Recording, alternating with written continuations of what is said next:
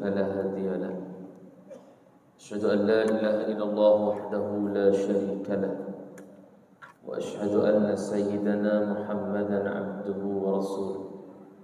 اللهم صل على سيدنا محمد وعلى آله وصحبه ومن تبعهم بإحسان إلى يوم الدين. سبحانك لا علم لنا إلا ما علمتنا إنك أنت العليم الحكيم. رب اشرح لي صدري ويسر لي أمري واحلل عقدة من لساني يفقه قولي ولا حول ولا قوة إلا بالله العلي العظيم. أما بعد، قال الله تعالى في كتابه الكريم: أعوذ بالله من الشيطان الرجيم. خذ من أموالهم صدقة تطهرهم وتزكيهم بها وصل عليهم إن صلاتك سكان لهم والله سميع عليم. صدق الله العظيم. Dihormati usi para imam, para bilal, tuan guru, para alim ulama, para asatizah, ahli dan kuasa serta tuan-tuan dan puan-puan yang dirahmati Allah sekalian. Pertamanya sama kita merafakkan syukur kepada Allah Subhanahu wa taala kerana dengan izin daripada kurnianya pada malam yang penuh barakah ini dapat kita bersama berhimpun dalam rumah Allah Subhanahu wa taala. Sama kita menyelesaikan solat fardu maghrib secara berjemaah. Seterusnya kita berada pula dalam satu majlis ilmu yang penuh dengan rahmat dan keberkatan daripada Allah. Untuk sama kita menyambung kembali pengajian kitab kita Nasihat Agama dan Wasiat Iman Al-Imam Al-Haddad rahimahullahu ta'ala. Kita sampai pada muka surat yang ke-157. Masih lagi berada dalam perihal zakat. So kita dah ada pada tajuk yang ketiga dalam kitab ini, iaitulah perihal zakat yang kita bincang pada kuliah yang lalu, bermula daripada perihal taqwa, kemudian perihal solat. Selepas habis bab solat yang kita bincangkan pada kuliah-kuliah kita yang lalu, kita sempat masuk pada bulan lepas perihal zakat. So, mukadimah berkaitan dengan zakat, dalil-dalil berkaitan dengan zakat. Dan malam ni insya-Allah kita masuk lagi zakat dan juga syarat-syaratnya, kelebihan zakat dan juga menahan zakat itu berdosa besar. Kalau sempat kita akan masuk lagi dalam bab-bab yang lain. Baik, kita nak masuk kepada zakat dan syarat-syaratnya. Bismillahirrahmanirrahim. Qala al-musannif rahimahullahu ta'ala wa nafa'ani wa iyyakum bi'ulumihi fid dharini amin ya rabbal alamin. Ketahuilah bahawasanya zakat itu menjadi wajib hanya pada harta yang tertentu sahaja, iaitu emas, perak, harta perniagaan, biji-bijian dan buah-buahan serta binatang setelah genap nisab masing-masing. Dan ia menjadi wajib juga pada waktu yang tertentu, iaitu setelah genap haulnya pada mata wang, barang perniagaan dan juga binatang, dan ketika masa menuainya pada biji-bijian dan buah-buahan. Baik, dia zakat ni bukan bayar terus tiba-tiba rasa nak bayar zakat kita bayar zakat, tidak. Dia zakat ini dia perlu lihat daripada sudut nisab dan juga haul dia, kadar dan juga tempoh. Kadar dia cukup untuk kita nak kena bayar zakat, bayarlah. Kan ada kalau kata zakat berkaitan dengan emas, emasnya tidak cukup untuk dia nak punya nisab, dia punya kadar dia tak cukup, maka dia tidak perlu membayar zakat. Perak sama juga, tak cukup dia punya hitungan daripada sudut kadar dia, nisab dia, maka dia tidak perlu bayar zakat. Sama dengan perniagaan, sama dengan binatang. Kalau dia hanya ada seekor kambing saja, nak zakat ke mana? Dia ada kiraan-kiraan dia, berapa ratus ekor kambing, berapa puluh ekor unta, berapa puluh ekor lembu, itu baru kena zakat. Tapi kalau setakat dia ada seekor lembu je, tak ada lah jadi zakat. Cuma kalau kata dia nak bayar juga, dia tak ada zakat, dia ada sedekah. Sebab zakat dia ada syarat-syarat dia. Dia bukan boleh, tapi saya nak juga bayar zakat. Tak boleh lah, pasal tak layak. Sebab tak cukup lagi syarat dia. Sebab tu sedekah yang sunat, dia tidak ada syarat. Rasa nak bagi terus. Dan dia akan terima daripada sudut sedekah. Sebab tu kadang-kadang saya sangat-sangat kalau ada orang tanya, dia kata, Ustaz, saya ni nak bagi zakat ni, tapi saya nak bagi zakat tu kepada orang ni, boleh tak? Kalau kata betul yakin dia termasuk dalam kategori 8 asnaf, jadilah zakat. Tapi yakin tak yakin, tak tahu lah Ustaz. Tak tahu kan apa payah dah tu. Ustaz cek lah, tengok saya pula kena cek. Pasal apa pula? Sebab tu kita ada pusat zakat untuk serahkan kepada pusat zakat. Pusat zakat bagilah pada asnaf. Apa yang susah, kan? Tapi Ustaz, ada orang yang susah ni saya nak tolong. Tolonglah jadi sedekah. Zakat bayar dekat pusat zakat. Bagi orang yang susah, tolonglah bagi mereka sedekah. So dia simple bendanya, kan? Sebab takut nanti kita bayar zakat kepada orang yang bukan asnaf, kita ingat zakat, rupanya sedekah. Dia tetap juga akan kira, cuma kita ingatkan wajib. Tiba-tiba dia sebenarnya sunat, kan rugi.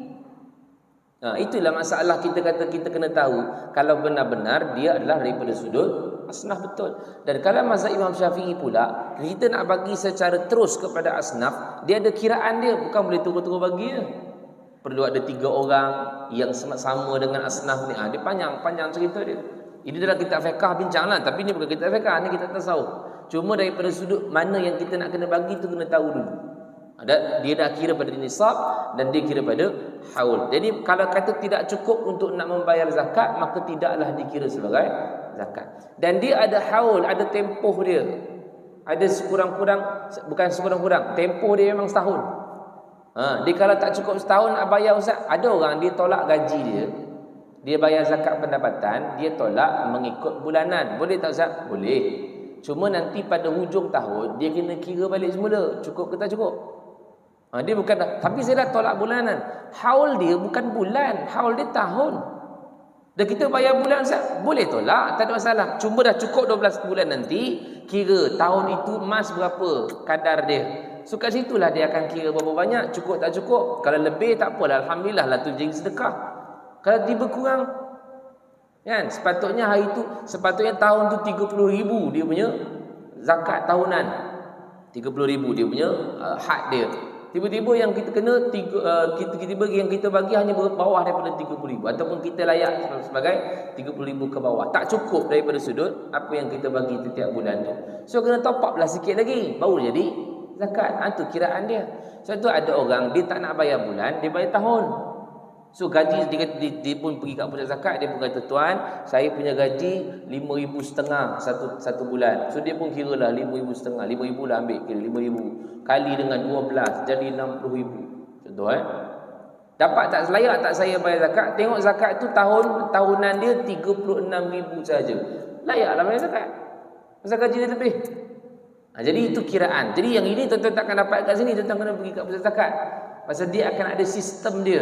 Tentu kalau masuk sistem pusat zakat Selangor pun boleh keluar dah sistem tu. Type di situ pusat zakat ataupun dia bagi sebagai pusat zakat Selangor, nanti dia akan tengok kat situ sistem dia. Masukkan kita punya amount. Bulan lepas saya dah sebut dah satu sekali, kan. Kita dah katakan bahawa kalau nak bayar zakat untuk tolak kita punya pembayaran bulanan, atau boleh, tak nak tolak pun tidak apa, perbelanjaan kita, kan, perbelanjaan tahunan. Simpan resit-resit tu semua. Masukkan sekali dalam kita punya sistem tu, boleh. Nanti pun tengok kat situ, keluar-keluar tengok anda layak membayar zakat. Kemudian dia akan keluarlah amount bawah tu berapa? RM230 saja. Bayar online pun tak apa sekarang dah. Boleh, tak ada masalah. Kan? Baru ni saya bagi ceramah di Pusat Zakat Selangor, di Shah Alam. Dia orang panggil.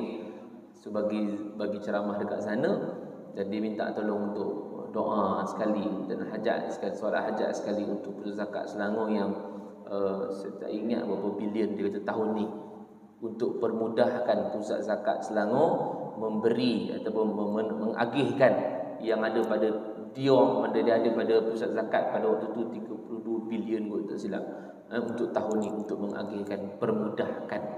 Maknanya ada yang digunakan ataupun kita panggil sebagai pusat zakat ini di antara orang yang amil lah, kita sebagai amil pusat zakat ni, kan, untuk nak memberikan kepada asnaf-asnaf yang lain. Kita percaya je lah benda dia, tak ada masalah.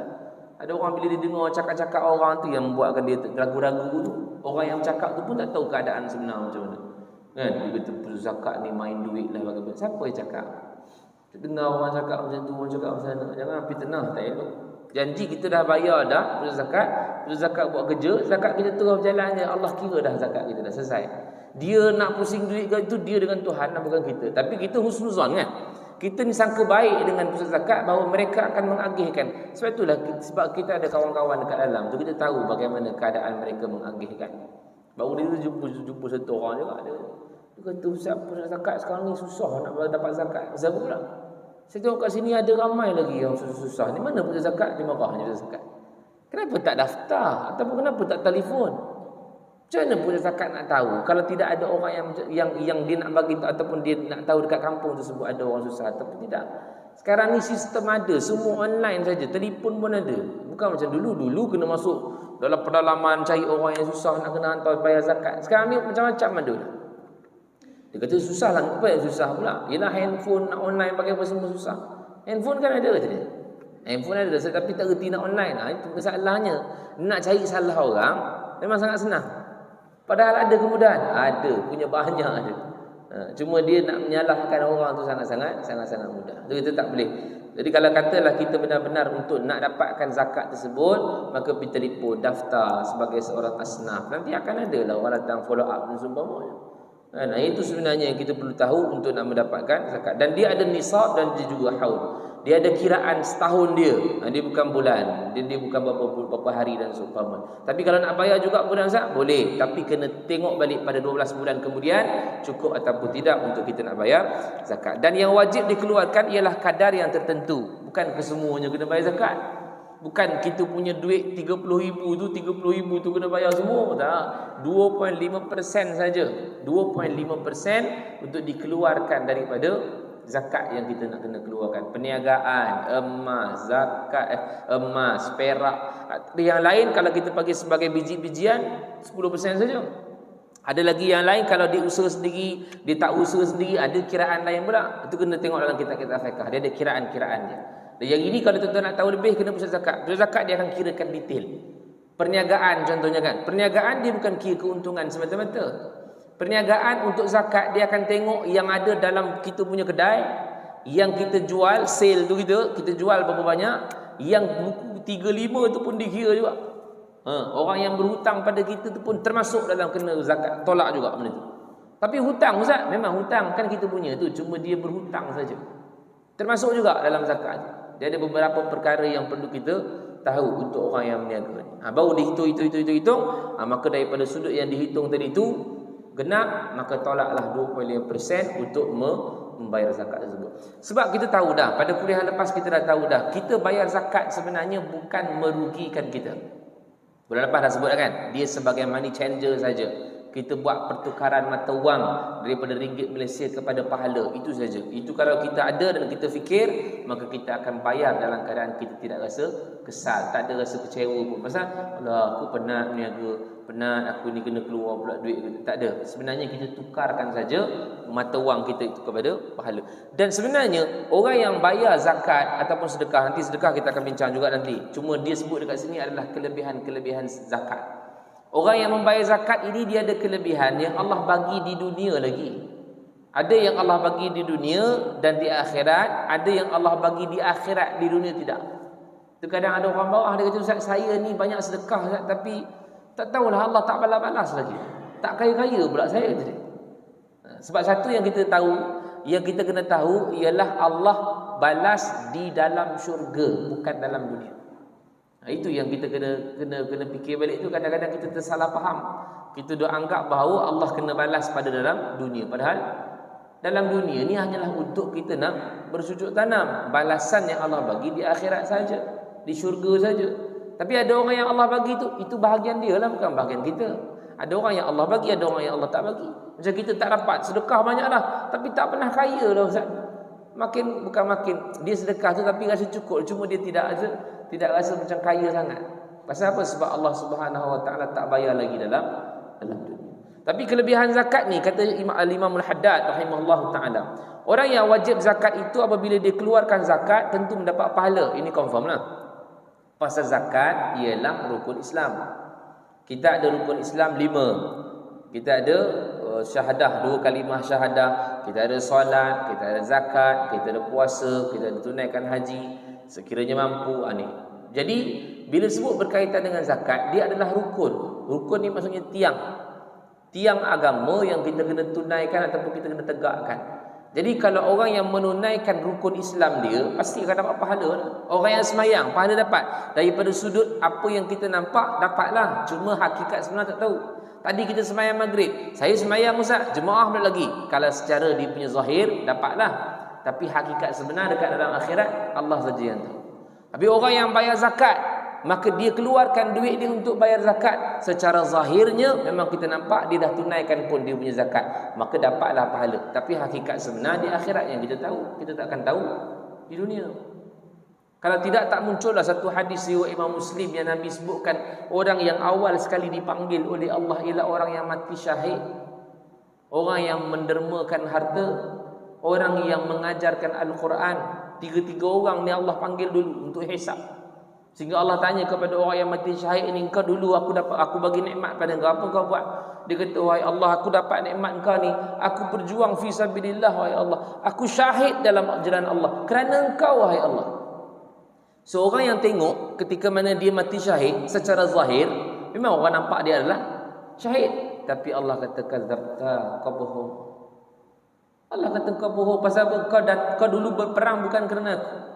Kau berperang jalan Allah ini bukan kerana aku, tapi kau berperang kerana kau nak orang sebut kau ni perwira. Kau orang nak sebut kau ni adalah hebat, tak takut mati, nak title syahid. Sekarang dah dapat dah, umban dia dalam neraka. Itu ni hadis sahih. So maksudnya secara zahir ni kita memang nampak bahawa dapat pahala, tapi hakikat sebenar kita tak tahu. Tapi husnuzan, boleh tak kita nak mengharapkan pahala, Ustaz? Boleh. Kita semayang tadi nak mengharapkan pahala, boleh juga. Dan zakat tadi nak dapatkan pahala, kita niat untuk dapatkan pahala, boleh Ustaz? Boleh juga. Kan? Ihtasiba, ataupun kita panggil sebagai menghitung-hitung, mengira-ngira pahala daripada Allah. Boleh, tak ada masalah. Sebab itu juga dikira sebagai ikhlas pada Allah Subhanahu wa taala. Jadi dia orang yang membayar zakat, kelebihan yang pertamanya pastilah dia akan mendapat pahala.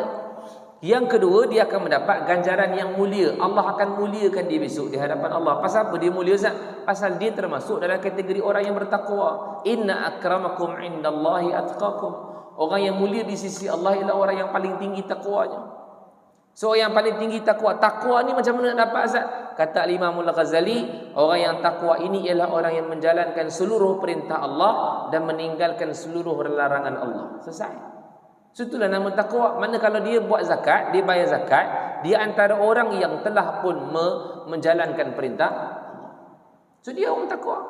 Orang bertakwa, maka dia akan mulia dari sisi Allah. Allah akan muliakan besok di hari akhirat besok. Di samping memperoleh faedah dan keuntungan dunia dan juga akhirat, Allah bagi juga dunia dan juga akhirat. Tapi ada orang yang bayar zakat, sedekah, tak kaya, Ustaz. Dia punya ganjaran dunia ni ialah merasakan cukup dengan apa yang Allah bagi. Itu pun ganjaran dunia lah. Walaupun dia tak sekaya macam mana orang luar di sana, yang ada rumah bertingkat-tingkat, yang ada kereta berbuah-buah, yang ada duit berkepuk-kepuk dekat bank, tak ada pun. Tapi dia bayar zakat tu, Allah bagi ganjaran di dalam dunia lagi. Apa ganjaran dia? Kalau dia bukan kaya, dia adalah orang yang qana'ah, rasa cukup. Tak banyak duit tapi dia rasa cukup. Itu kan sifat takwa kan.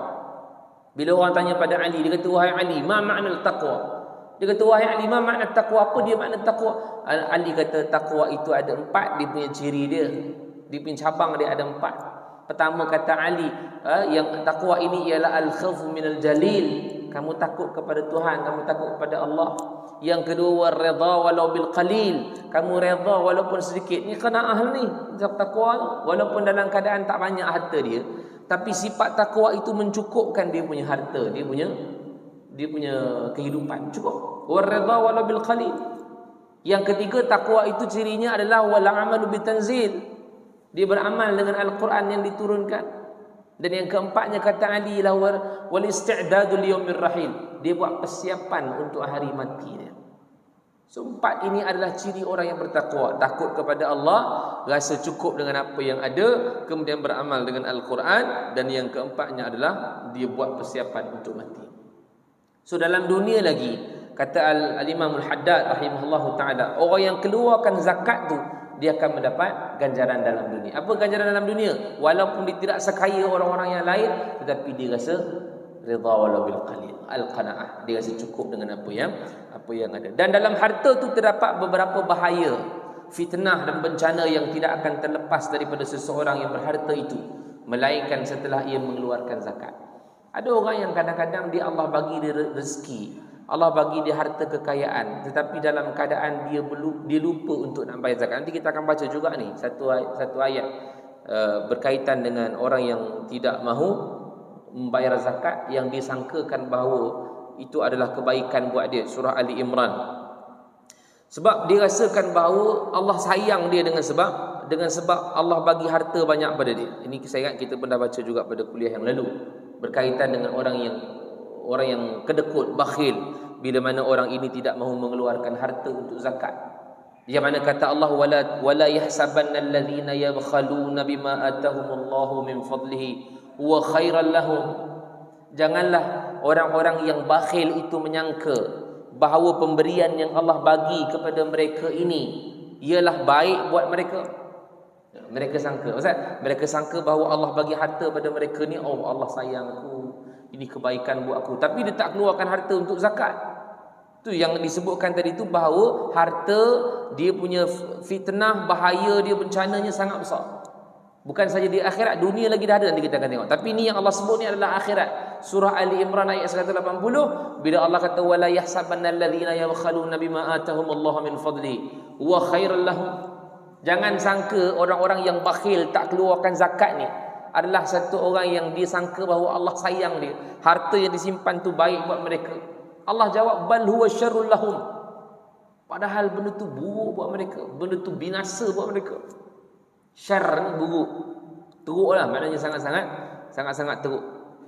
Dan Allah kata sayutawwaquna ma bakhilu bihi yaumil qiyamah. Nanti harta tu besok berubah menjadi ular yang besar, syuja'ul aqra. Kalau tengok dalam tafsir Ibnu Katsir, Imam Ibnu Katsir sebutkan yang berubah menjadi ular, ataupun harta tadi itu berubah menjadi ular, yang mana ular itu akan dililitkan di leher-leher orang yang tidak mau bayar zakat.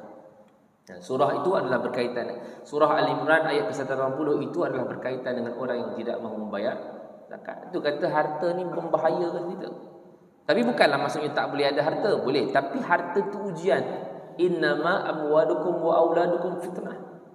Surah At-Taghabun, Allah kata harta benda kamu, anak-anak kamu itu ujian buat kamu. Dan juga Allah sebut juga dalam surah Al-Munafiqun, bila mana Allah suruh infakkan harta kan. Yang mana Allah kata ya ayyuhalladzina amanu la tulhikum amwalukum wala auladukum an dzikrillah. Surah Al-Munafiqun Allah kata wahai orang yang beriman, jangan kamu dilalaikan harta benda kamu, anak pinak kamu, an dzikrillah, daripada mengingati Allah. Wa may yaf'al dzalika fa ulaika humul khasirun. Kalau siapa jadi orang macam tu, dia adalah orang yang rugi. Pasal Allah bagi harta pada dia, tapi dia lupa pada Allah. Dan Allah bagi limpah kurniaan harta, tapi dia lupa pada Allah. Khasir. Dan kena infakkan harta. Wa anfiqu mimma razaqnahum min qabli an ya'ti ahadakumul maut. Allah sambung lagi, infakkan harta kamu cepat sebelum datangnya kepada kamu ini satu orang kematian kepada kamu. Sehingga orang yang nak mati itu Allah katakan fa yaqulu rabbi laula akhartani ila ajalin qarib. Sehingga Allah katakan orang yang nak mati ni, yang tak nak keluarkan harta ni, yang harta tu dilalaikan dengan sebab nak mengingati Allah, tak dapat sebab ada harta tadi tu, orang yang nak mati ni Allah katakan ketika mana dia nak mati, dia minta pada Allah fa yaqulu rabbi laula akhartani ila ajalin qarib. Ya Allah, lengahkan ajal aku wahai Allah. Jangan ambil aku dulu. Jangan matikan aku dulu. Fa saddaqa. Ayat tu pertama yang Allah bagi tahu. Dia nak sedekah. Fa saddaqa wa akum minas salihin. Dan aku nak jadi orang dalam kalangan orang yang saleh. Tapi awal sekali tu dia nak fa saddaqa, nak sedekah. Dia tak ada kata pun aku nak solat ya Allah, walaupun dia di solat lah. Dia kata aku nak pergi haji ya Allah, nak pergi umrah, tak ada. Yang dia nak tu adalah harta tu, nak infak, nak sedekah, nak zakat. Pasal apa? Dalam dunia dulu Allah bagi banyak harta pada dia, tak sedekah, dia tak zakat. Tiba-tiba tang nak mati ni Allah bukakan hijab dia. Tiba-tiba Allah nampakkan di tempat duduk dia. Waktu ni dia akan kata fa'asaddaqa. Orang dengar tak? Tak dengar lah. Dia pun dalam keadaan mungkin dalam nazak tenat kita, orang keliling macam Yasin ya, tahlil untuk dia. Tapi kita tak akan dengar dia cakap apa. Situasi tu dia hanya berlaku pada setiap individu. Kita tak akan dengar. Tapi saya tak dengar pun Ustaz, bapak saya sebut itu, memang tak akan dengar. Pasal dia dah berada di antara dua alam. Satu alam fana, alam dunia. Satu lagi alam nak pergi ke barzakh. Yang nak pergi ni, kita tak akan dapat tahu apa dia buat. Dia tak tahu. Kita tak tahu apa benda dia nak buat. Apa dia rasa, dia tahu. Jadi yang ini gambaran yang Allah kata ketika saat orang ni nak mati, waktu ni Allah kata dia nak minta supaya lengahkan ajal. Padahal sikit lagi nak masuk dah. Sikit lagi nak mati dah. Wala yuakhirullahu nafsan idza jaa ajaluha. Allah kata takkan sekali-kali aku lengahkan ajal. Lah ajal dia pukul 12 lah. Dia tak pernah lengah, tak pernah cepat kan. So sinilah persiapan yang kita nak. Pasal bahayanya harta, bahayanya sebab harta itu membahayakan seseorang. Boleh buat fitnah kepada seseorang. Fitnah ni maksudnya ujian Boleh dalam keadaan memberikan bencana. Tapi kalau dia mampu untuk kontrol, manage dia punya harta, fadhal, silakan. Sebab Nabi kata pada Uthman ibn Affan, ni'mal malu salih lil mar'i salih. Uthman antara orang yang kaya tuan. Kaya sangat Uthman ni. Perang Tabuk bagi 940 ekor unta, tak bayangkan. Satu ekor unta berapa? 10,000 lebih. Kuda perang. Perang Tabuk ni berlaku 9 Hijrah. Dua tahun lagi nak wafat Rasulullah. Perang Tabuk adalah peperangan terakhir Nabi. Waktu ni memang Nabi push sahabat-sahabat, siapa nak infak cepat. Waktu ni yang kita dengar Abu Bakar infak semua ni.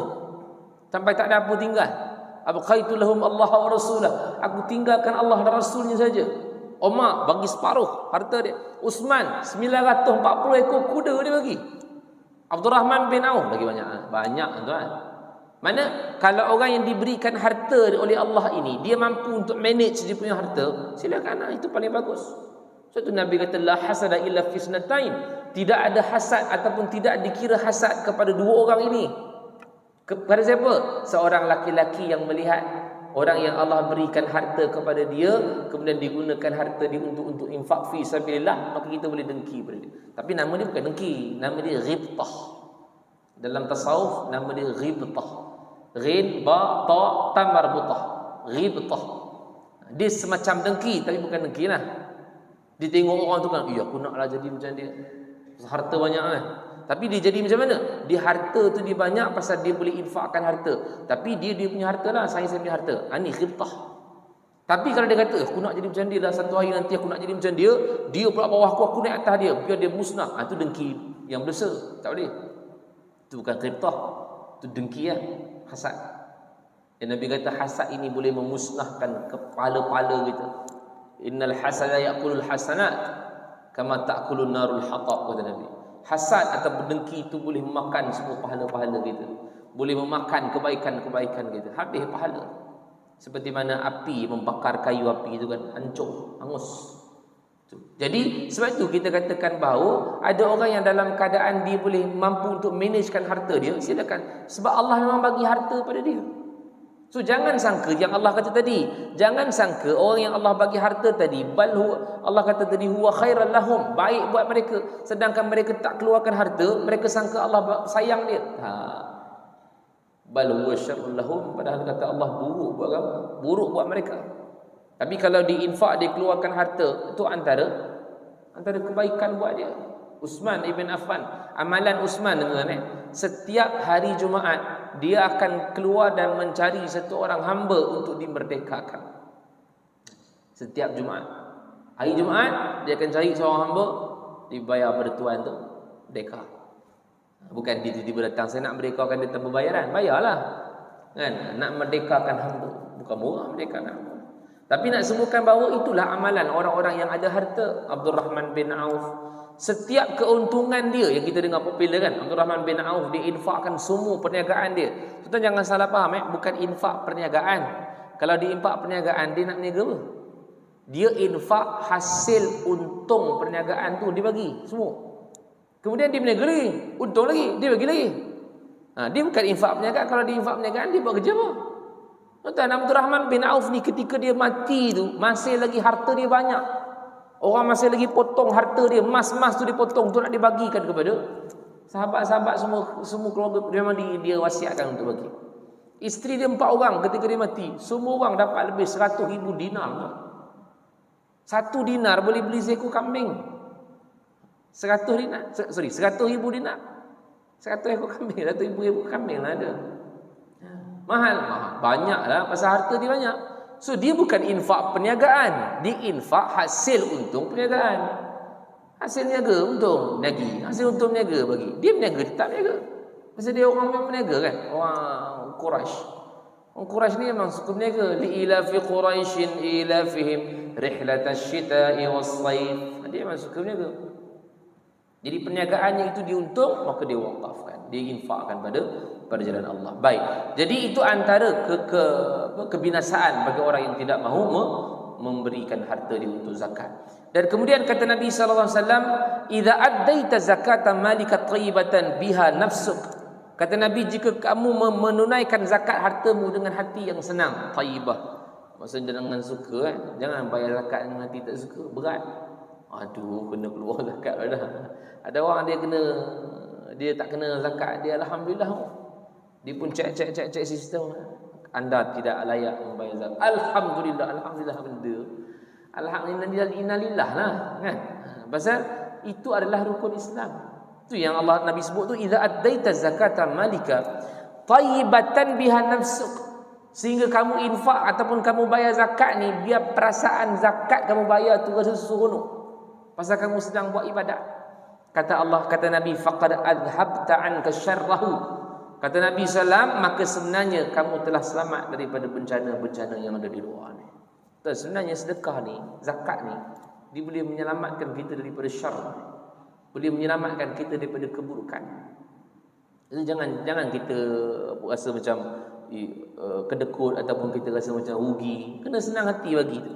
Sama ada sedekah ataupun zakat ke Ustaz? Ya, sedekah yang kita bagi tu kadang-kadang boleh menyelamatkan kita yang kita tak tahu akan datang. Kita mana tahu akan datang jadi apa? Boleh jadi kita aksiden, boleh jadi kita sakit, boleh jadi kita ni rumah terbakar dan seumpamanya. Tapi dengan sebab sedekah zakat yang kita keluarkan tadi itu menyebabkan kita terselamat daripada mudaratan, keburukan. Kemudian disebutkan lagi Nabi, ma halakam malun fi bahrin wala barrin illa bihabsin zakat. Kata Nabi SAW, tidak ada binasanya harta untuk orang yang dia simpan harta tu. Tidak ada kebinasaan untuk harta di laut ataupun di darat, melainkan orang yang tidak mengeluarkan zakat. Binasa untuk dia. So kalau kata dia ini mengeluarkan zakat, harta tu tidak binasakan dia. Tadi kan kita sebut tentang Uthman ibn Affan, Nabi jamin dia, Nabi chop dia. Nabi kata setelah mana dia bagi dalam perang Tabuk, Nabi kata ni'mal malu salih lil mar'i salih. Sebaik-baik harta yang baik adalah daripada orang yang baik. Dan orang yang baik dia akan keluarkan harta. Harta tu akan jadi baiklah, dia tak jadi binasa. Itu harta. Dan juga Nabi sebutkan lagi, hasinu amwalakum bizzakah. Lindunglah harta kamu ini dengan zakat. Ni yang kita pernah belajar ni. Apa dia? Yang popular biasa orang sebut. Wadawu mardakum bis sadaqah, dan ubatlah penyakit kamu dengan sedekah. Mana Nabi sebutkan bahawa kalau kita ini ada penyakit, rawatan untuk nak menyembuhkan dia salah satunya ialah bis sadaqah, dengan sedekah. Macam mana nak rawat Ustaz? Dia punya kelebihan orang yang Allah Subhanahu wa taala bagi kepada orang yang bersedekah. Dalam masa sama rawat kena rawatlah, rawat fizikal kena pergilah hospital, klinik kan. Jangan lepas ni sakit je tak nak pergi dah. Kan? Mak, pergi klinik mak. Tak payah. Mak tengah online ni nak payah nak sedekah kata dia kan. Tak boleh. Yang itu antara. Usaha tu kena ada. Usaha untuk merawat penyakit kena ada. Nabi kata tadawu ibadallah. Berubatlah wahai hamba-hamba Allah. Berubat artinya di sini ialah dengan pergi jumpa doktor. Sa'ad bin Abi Waqqas, dia datang jumpa Nabi. Dia kata, ya Rasulullah, aku sakit. So, Nabi kata, kenapa? Yalah ya Rasulullah, macam mana aku nak sembuh? Nabi kata, pergi jumpa lupa nama dia. Khalid bin Khaladah, apa nama dia, tak ingat lah. Tapi dia satu orang doktor di zaman Nabi SAW yang tak Islam. Bila Nabi katakan pergi jumpa doktor ni, supaya dalam keadaan doktor ni boleh cek apa sakit kau. Sa'ad bin Abi Waqqas datang jumpa Nabi, dia mengadu dia sakit, ya Rasulullah aku sakit. So Nabi kata pergilah jumpa ni doktor ni, Muhammad bin Al-Khadar, nama dia. Nabi kata pergi jumpa dengan doktor ni, suruh dia cek. Mana menunjukkan rawatan itu perlu dibuat. Usaha daripada sudut rawatan. Kena ada ikhtiar. Barulah ikhtiar yang lain itu muncul. Dengan doa, dengan sedekah. Termasuk itu. Sebab itu Nabi kata tadi bahawa wadawu mardakum bis sadaqah, dan ubatlah penyakit kamu itu dengan sedekah.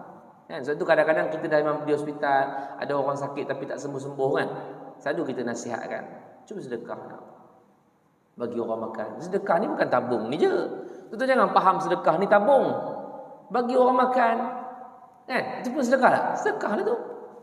Bagi orang makan. Tengok ada orang kat mana makan. Okey, kita bagilah dekat jiran kita makan. Sedekah lah tu nama dia. Dia tak semesti dalam tabung. Sedekah ni. Macam-macam jenis sedekah ada.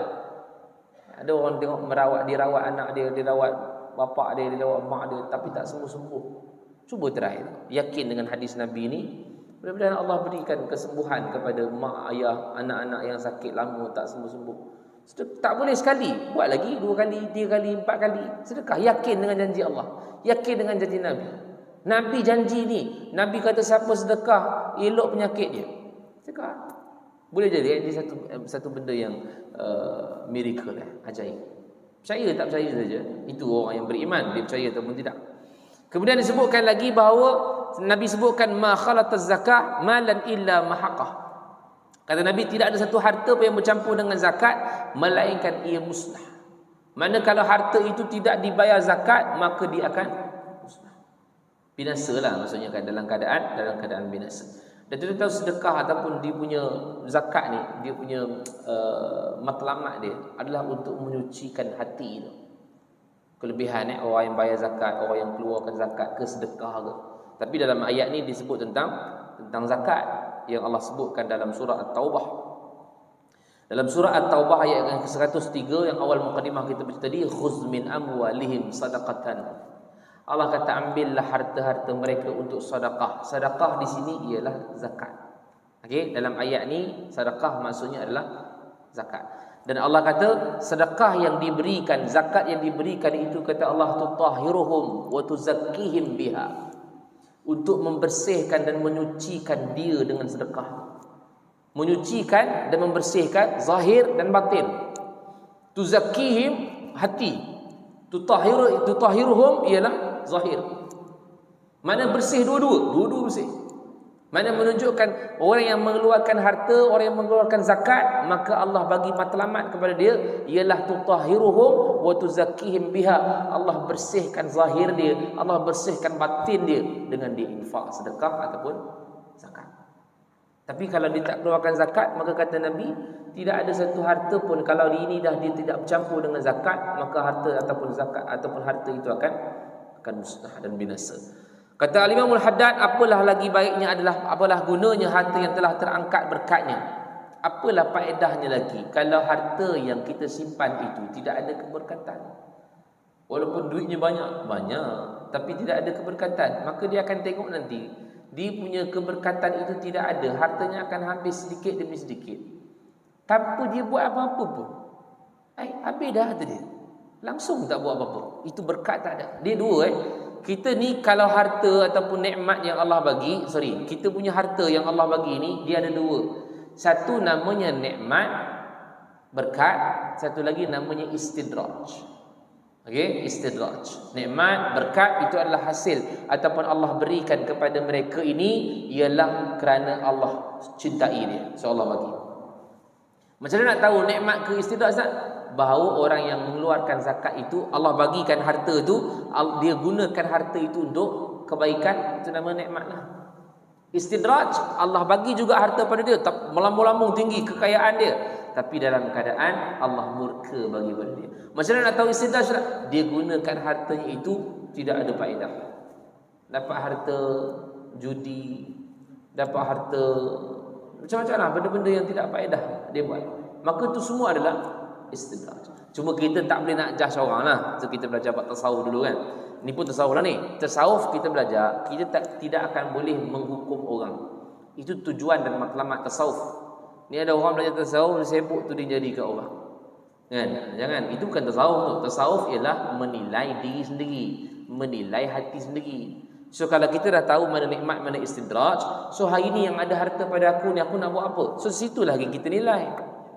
So aku nak bawakan harta aku ni pada kebaikan, mudah-mudahan dia jadi nikmat. Tapi kalau kita tengok harta tu tidak ada nilai, tiba-tiba harta tu kita tengok tak ada ke mana. Harta tu ada je benda yang kita buat ni lah, rosak inilah.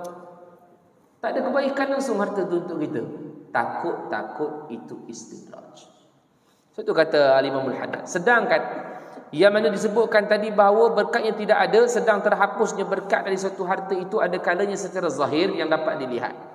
Bila mana terhapusnya gambaran harta itu dan kembalinya manusia sesudah kaya raya menjadi miskin dan tanpa kedana. Ada yang mana Allah Subhanahu wa taala dijadikan orang yang hartanya tidak berkat dengan cara Allah memusnahkan hartanya itu baghtatan, on the spot, tiba-tiba. Contoh Ustaz, contoh Qarun. Ini confirm tidak ada berkat lah.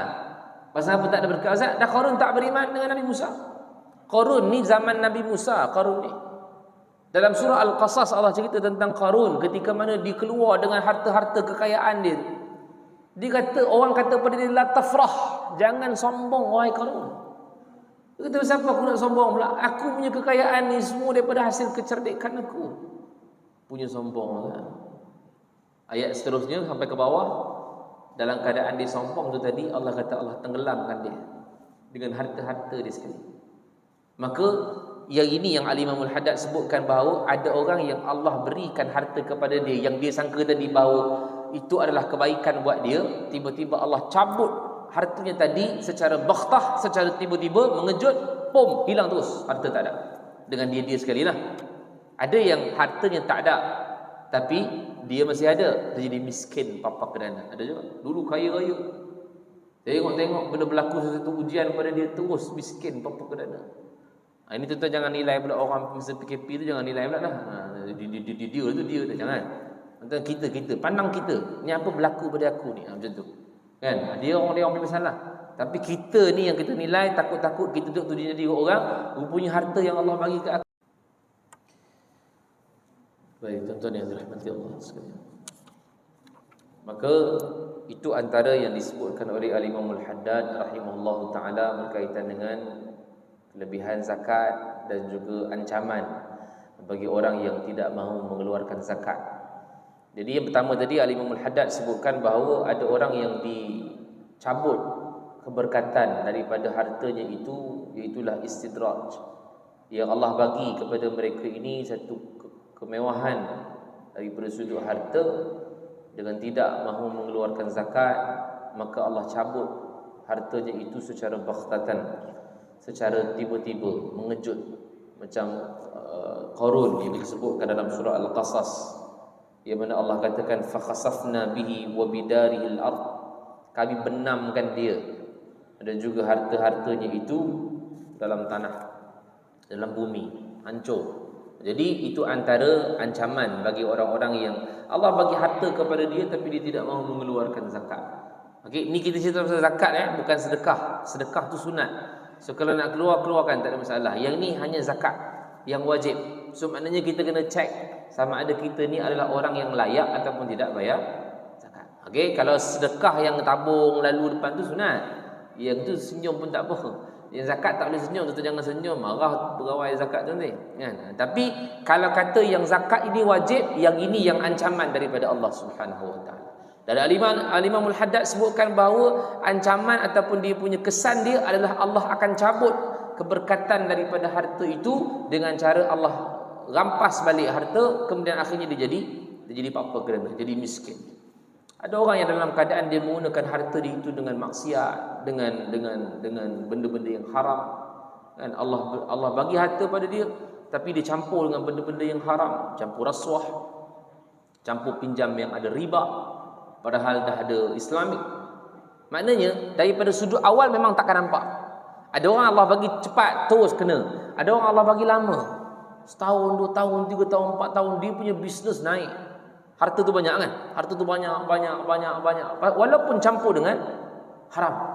Tapi nanti beberapa lama, kita tak tahu Allah nak buat bila. Tapi nanti bila masa saja Allah boleh rudumkan balik, pak, kat situ baru dia dapat tahu. Rupanya aku punya harta telah bercampur dengan benda yang haram. So dia akan tiba-tiba hilang harta tu. Ada juga yang Allah uji mereka, kata Al-Imamul Haddad, bahawa orang-orang yang Allah berikan harta, Allah cabut keberkatan itu bukan dalam keadaan baghtah. Daripada sudut zahirnya nampak okey, tapi Allah cabut daripada sudut batin. Dia nampak makin kaya, tapi kekayaannya itu tidak dapat dimanfaatkan langsung. Maknanya dia tak dapat guna pun harta tu. Harta banyak tapi dia tak dapat guna. Dia tak dapat digunakan untuk jalan Allah, malah mungkin digunakan untuk maksiat balik semula. Itu tak dapat apa-apa pahala. Dia hanya dapat hawa nafsu dia saja. Padahal Allah bagi harta banyak pada dia, sebenarnya jalan untuk dia buat kebaikan paling banyak. Orang yang ada harta ni sebenarnya jalan untuk buat kebaikan dia banyak. Sebab tu dalam zaman Nabi, orang miskin dia mengadu pada Nabi. Dia kata, Rasulullah, kami tak semacam orang kaya ya Rasulullah. Pasal apa orang miskin mengadu itu? Pasal dia kata orang kaya, dia ada harta, dia boleh infakkan harta. Orang miskin mengadu pada Rasulullah, bayangkan. Maknanya orang kaya ni dia ada kelebihan. Dia boleh gunakan kekayaannya itu untuk masuk syurga. Banyak jalan untuk harta dia tu.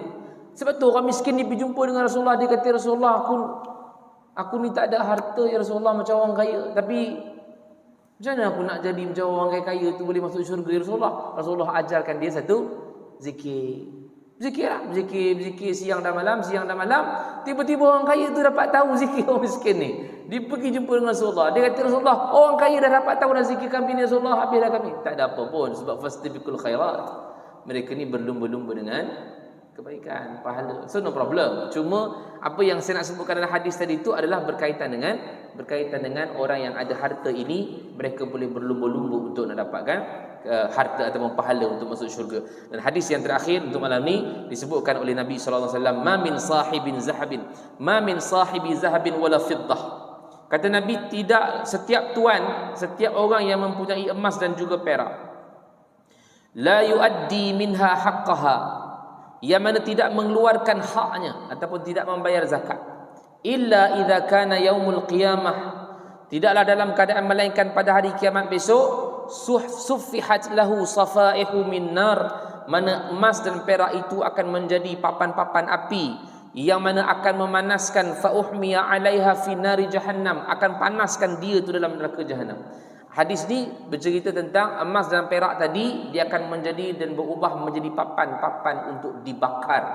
Kita ni dalam neraka besok ada batu-batuan dan ada manusia yang akan menjadi alat untuk pembakar neraka. Itu dalam surah At-Tahrim tu kan, yang mana Allah katakan bahan bakarannya adalah daripada batu-batuan dan juga manusia. Tahu maksud ayat tu macam mana? Maksud ayat itu adalah mereka ini sebagai permulaan dibakar atau bahan untuk membakar neraka itu. Dia adalah orang pertama masuk. Batu-batuan ni berhala-berhala tu lah. Manusia yang awal masuk tu, yang mana api neraka memang dah ada, dia menjadi pembakar lagi untuk menjadi marak neraka tu di awal-awal tu. Nanti kita bincang lain tu. Cuma nak sebutkan bahawa apa? Orang yang meninggalkan zakat ini, yang menahan harta dia untuk membayar emas dan perak untuk zakat, maka emas dan perak ataupun hartanya itu akan berubah menjadi papan-papan api yang untuk memanaskan mereka ini di neraka jahanam. Maka kata Nabi, fayuqwa biha jambuhu wa jabinuhu wa zahruhu, yang mana setiap daripada apa yang dibakarnya itu akan dibakarnya rusuk-rusuknya, akan dibakarnya dahi-dahinya, akan dibakarnya belakang-belakangnya. Kullama baradat u'idat lahu fi yawmin kana miqdaru 50,000 sanah. Sehingga kata Nabi bahawa ketika mana dibakarnya itu setiap kali dibakarnya api itu, maka api itu menjadi sejuk, kemudian menjadi panas, kemudian jadi sejuk, sampailah ditempuhkan sepanjang 50,000 tahun dia dibakarkan di dalam api neraka. Tuan-tuan, kalau api neraka ni dia jangan cerita bab api tu lah, cerita bab makan minum neraka pun dah tak boleh nak terima, tuan-tuan. Dia bukan cerita pasal bakar tu saja. Memang ada hadis Nabi sebutkan bakaran itu akan menjadi 1000 tahun jadi warna merah, 1000 tahun jadi warna putih, 1000 tahun jadi warna hitam. Itu susah sikit nak dapat bayangan. Tapi kalau kata makanan yang Allah sebut dalam Al-Quran, makanan-makanan yang dimakan oleh orang-orang neraka ataupun ahli-ahli neraka, minuman yang diminum oleh ahli-ahli neraka ialah minuman yang panas sahaja. Yang mana kata Allah ketika mana Allah sebutkan orang-orang yang duduk dalam neraka ini, la yazuquna fiha bardan wala syaraba. Mereka duduk dalam neraka itu tidak ada sejuk, tidak ada minuman, illa hamiman wa ghassaqa, melainkan minuman yang ada tu hanyalah minuman panas menggelegak saja. Panas menggelegak ni Allah cerita dalam surah Al-Kahfi macam mana gelegaknya itu, yashwil wujuh. Dia minum tu boleh terpanggang muka dia ni. Tak sempat minum lagi, tapi muka dia terpanggang begitu habis. Punya panas. Kalau tidak, ada air yang lain, wa ghassaqa, itulah air darah dan juga nanah. Ini mana dapat ni darah nanah ni? Air daripada pancutan badan ahli neraka yang lain dihirup. Itu je lah. Jijik lah. Tapi itu je lah air yang ada. Beza dengan syurga. Syurga macam-macam air ada. Kita ada air laban, kita ada air asal, madu, kita ada air susu, kita ada air arak, khamar. Makanan dia adalah buah-buahan yang berduri itu. Dipanggil sebagai zakum. Inna syajarataz zakum ta'amul asim. Itulah buah yang masuk ke dalam badan dia, usus dia berkecai hancur. Itu panjang cerita. Tapi nak sebutkan apa? Kalau kita duk hayati berkaitan dengan kehidupan dalam neraka, makanan dan minuman pun kita tak tahan dengar dah. Ini pula yang Nabi cerita orang yang menahan harta dia untuk bayar zakat, lagi banyaklah disebutkan oleh Nabi SAW. Jadi kita yang ada harta, maka cek diri kita adakah kita layak ataupun tidak untuk mengeluarkan zakat. Kalau layak, alhamdulillah. Kalau tak layak, innalillah. Tapi cubalah sedekah. Pasal apa? Supaya kita boleh keluarkan harta juga untuk mendapatkan pahala. Kita masih lagi dalam zakat. Nanti insya-Allah kita akan bincang pada kuliah akan datang zakat fitrah. Kita ada zakat dua jenis Satu zakat harta, satu zakat fitrah. Zakat fitrah ni yang kita biasa baca ataupun biasa buat dalam bulan Ramadan. Insya-Allah kita akan bincang pada kuliah akan datang. Wallahu a'lam aqul qawli hadza wa astaghfirullahal azim li wa lakum. Assalamualaikum warahmatullahi wabarakatuh. A'udzubillahi minasyaitonir rajim. Bismillahirrahmanirrahim.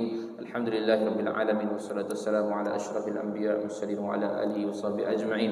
Ya Allah ya Rahman ya Rahim, kami datangkan mohon kepada-Mu ya Allah, ampunkanlah segala dosa kami. Dosa kedua ibu kami, dosa pasangan dan anak-anak kami, dosa kaum kerabat kami, dosa kaum muslimin dan muslimat sekalian ya Allah. Allah matikan kami dengan mati yang baik, jangan matikan kami dengan mati yang tidak baik. Kurniakan kematian buat kami dengan kalimah la ilaha illallah. Wa sallallahu ala sayyidina Muhammad wa ala alihi wa sahbihi wa sallam. Walhamdulillahi rabbil alamin. Taqabbalallahu.